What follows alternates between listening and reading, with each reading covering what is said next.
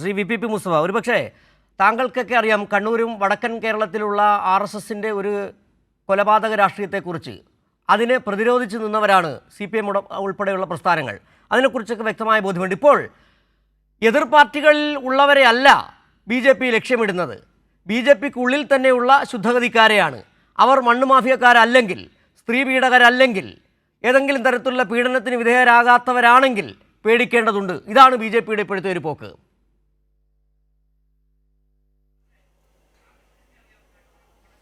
സജി, പൊതുജീവിതത്തിൽ പ്രത്യേകിച്ച് പൊതുപ്രവർത്തനങ്ങളിലൊക്കെ ഏർപ്പെടുന്ന ആരെയും നൊമ്പരപ്പെടുത്തുന്ന ഒരു വാർത്തയാണ് ഇന്ന് തിരുവനന്തപുരത്ത് നിന്ന് വന്നത്.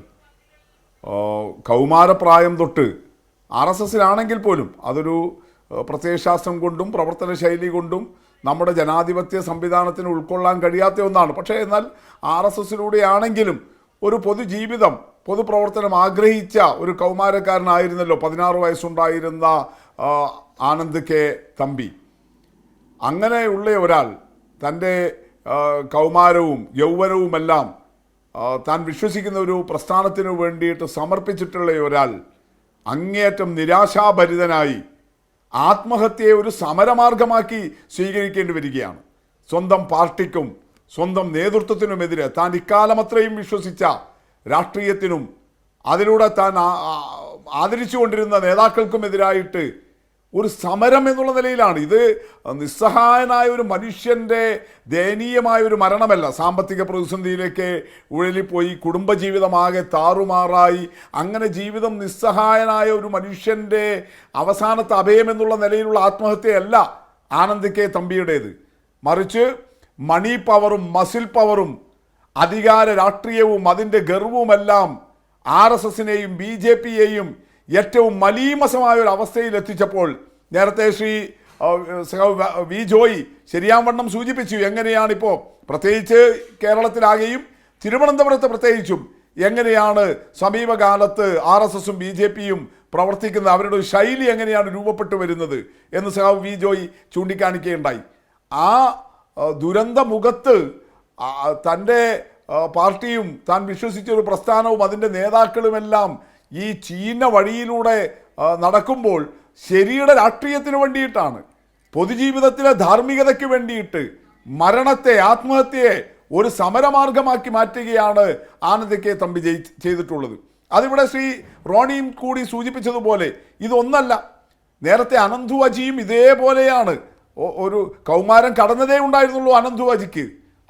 അയാളും ഒരു പരമ്പരാഗത RSS കുടുംബം. അച്ഛനാണ് അദ്ദേഹത്തെ, ഈ അനന്തുവിനെ RSS ശാഖയിലേക്ക് കൊണ്ടുപോയതെന്ന് അനന്തു അയാളുടെ ആത്മഹത്യാക്കുറിപ്പിൽ പറയുകയുണ്ടായി. അവിടെ നിന്ന് എങ്ങനെയാണ് അനന്തു പ്രതീക്ഷിച്ച, സ്വപ്നം കണ്ട RSSൻ്റെ ഒരു അവസ്ഥയിൽ നിന്ന് മാറിയിട്ട് ഈ എത്ര ജീർണമായ വഴികളിലൂടെയാണ് പ്രകൃതി വിരുദ്ധ പീഡനവും അതുപോലെ അസാൻമാർഗിക പ്രവർത്തനങ്ങളും അധാർമികതയുമെല്ലാം അങ്ങേയറ്റം നിറഞ്ഞാടുന്ന ഒന്നായിട്ട് RSS മാറിയതിലുള്ള സങ്കടം കൊണ്ടാണ് ഇനി ഒരാളും RSS ആകരുത്. അതാണ് അനന്തു അജി എന്ന കൗമാരക്കാരൻ തൻ്റെ ആത്മഹത്യാക്കുറിപ്പിൽ അവസാനം എഴുതിയത്. ഒരാളെയും ഒരു കുഞ്ഞിനെയും RSSന് വിട്ടുകൊടുക്കരുത്. ഇന്ന് അതുപോലെയാണ് ആനന്ദ് തമ്പിയും എഴുതി വെക്കുന്നത്. സജു, ഇങ്ങനെ RSSൽ ദീർഘകാലം അതിൻ്റെ പല ചുമതലകളും, ഈ കരമന ജയൻ അയാളിപ്പോൾ RSS അല്ല BJP അല്ല എന്നൊക്കെ പറയുന്നത് എന്തുമാത്രം ദയനീയമാണ്, എത്ര നെറികെട്ട രാഷ്ട്രീയമാണ്. തൻ്റെ പാർട്ടിയിൽ ഒരാൾ ഇങ്ങനെ സമരമായിട്ട് ഒരു മരണത്തെ കണ്ടപ്പോൾ അതിനെപ്പോലും തള്ളിപ്പറഞ്ഞിട്ട് ഇയാൾ ഞങ്ങളുടെ പാർട്ടിയേ അല്ല എന്നൊക്കെ തള്ളിപ്പറയുന്ന അവസ്ഥയിലേക്ക് ഈ കരമന ജയനെ പോലെയുള്ള ഈ നവ RSS BJP നേതൃത്വം, ഈ പവറും മണിയും മാത്രം അതാണ് അതിൻ്റെ ഗർവ് എന്ന് കരുതുന്നവർ ഇങ്ങനെയുള്ള നിസ്വാർത്ഥരായ RSSകാരനെ തള്ളിപ്പറയുകയാണ്. അയാളും എഴുതുകയാണ്, എൻ്റെ ജീവിതത്തിൽ സംഭവിച്ചു പോയ പെശക് ഞാനിങ്ങനെ RSSനെ സ്വീകരിച്ചു പോയി എന്നുള്ളതാണ്. അതാണ് ആനന്ദ് തമ്പിയും എഴുതുന്നത്. ഇത് തന്നെയാണ് തിരുമല അനിൽ പറഞ്ഞത്. ഇപ്പോൾ MS കുമാർ ജീവിച്ചിരിപ്പുണ്ട്. അദ്ദേഹം എപ്പോഴാണ് ഈ മരണത്തെ സമരമാർഗമാക്കുക എന്നറിയേണ്ടതേ ഉള്ളൂ. അദ്ദേഹം പ്രസ്താവനകൾ നടത്തിക്കൊണ്ടേയിരിക്കുന്നുണ്ട്. ഈ കരമന ജയനൊക്കെ വരുന്നതിന് മുമ്പേ ഈ RSSന് വേണ്ടിയിട്ട്, അന്ന് വലിയ അധികാരമൊന്നുമില്ലാതിരുന്ന RSSന് വേണ്ടിയിട്ട് തിരുവനന്തപുരം നഗരത്തിൽ പ്രവർത്തിച്ച ഒരാളാണ് ഈ MS കുമാറിനെ പോലുള്ളയാൾ. അദ്ദേഹം ഇതുപോലെ ഒരു സംഘത്തിൻ്റെ നേതൃത്വം പാർട്ടി പറഞ്ഞിട്ട് ഏറ്റെടുത്തിട്ട് ഇപ്പോൾ ചെന്നുപെട്ട ഒരു ദുരന്തത്തെക്കുറിച്ച് അദ്ദേഹവും പറഞ്ഞുകൊണ്ടിരിക്കുന്നുണ്ട്. അപ്പം എങ്ങനെയാണ് ഏറ്റവും ദുഷിച്ച നമ്മൾ നേരത്തെ കണ്ടതല്ലേ, എന്തിനാ വി വി രാജേഷിനെതിരെ ബി ജെ പി നടപടിയെടുത്തത്? വി വി രാജേഷിനെതിരെ ബി ജെ പി നടപടിയെടുത്തത് ഈ അധികാരം കിട്ടിയപ്പോൾ മെഡിക്കൽ കോളേജ് തരാം, പെട്രോൾ പമ്പ് തരാം എന്നൊക്കെ പറഞ്ഞിട്ട് കേരളത്തിൽ MLA യോ MP യോ പിന്നെ അധികാരമോ ഒന്നും കിട്ടുന്നില്ല, എന്നാൽ പിന്നെ കേന്ദ്ര അധികാരം ഉപയോഗിച്ചിട്ട് പണം പിരിവ്, അതിൻ്റെ പേരിലല്ലേ ബി ജെ പിക്ക് തന്നെ വി വി രാജേഷിനെതിരെ ഇതേ തിരുവനന്തപുരം നഗരത്തിൽ നടപടിയെടുത്ത് മാറ്റി നിർത്തേണ്ടി വന്നത്.